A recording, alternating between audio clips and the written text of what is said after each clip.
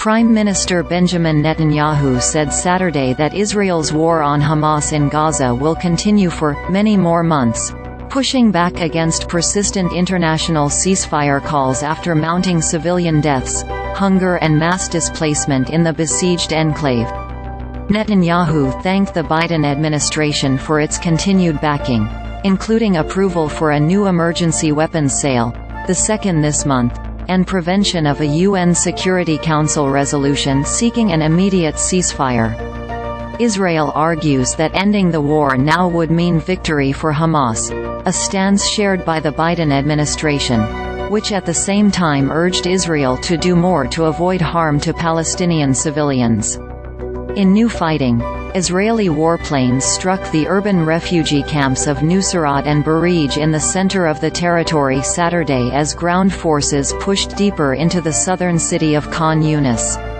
The health ministry in Gaza said Saturday that more than 21,600 Palestinians have been killed in Israel's unprecedented air and ground offensive since the deadly October 7 Hamas attack on southern Israel.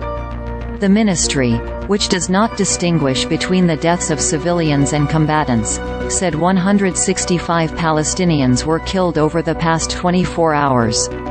It has said about 70% of those killed have been women and children. The number of Israeli soldiers killed in Gaza combat rose to 170, after the military announced 2 more deaths Saturday. The war has displaced some 85% of Gaza's 2.3 million residents, sending swells of people seeking shelter in Israeli-designated safe areas that the military has nevertheless bombed. Palestinians are left with a sense that nowhere is safe in the tiny enclave. With Israeli forces expanding their ground offensive this week, tens of thousands more Palestinians streamed into the already crowded city of Rafah at the southernmost end of Gaza. Thousands of tents and makeshift shacks have sprung up on Rafah's outskirts next to UN warehouses. Displaced people arrived in Rafah on foot or trucks and carts piled high with mattresses. Those who did not find space in overwhelmed shelters pitched tents on roadsides. "We don't have water. We don't have enough food," Nour Daher, a displaced woman, said Saturday from the sprawling tent camp. "The kids wake up in the morning wanting to eat, wanting to drink. It took us 1 hour to find water for them. We couldn't bring them flour.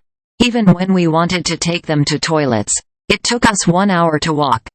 In the Nuseirat camp, resident Mustafa Abu Wawee said a strike hit the home of one of his relatives, killing 2 people. "The Israeli occupation is doing everything to force people to leave," he said over the phone while helping to search for 4 people missing under the rubble. "They want to break our spirit and will, but they will fail. We are here to stay."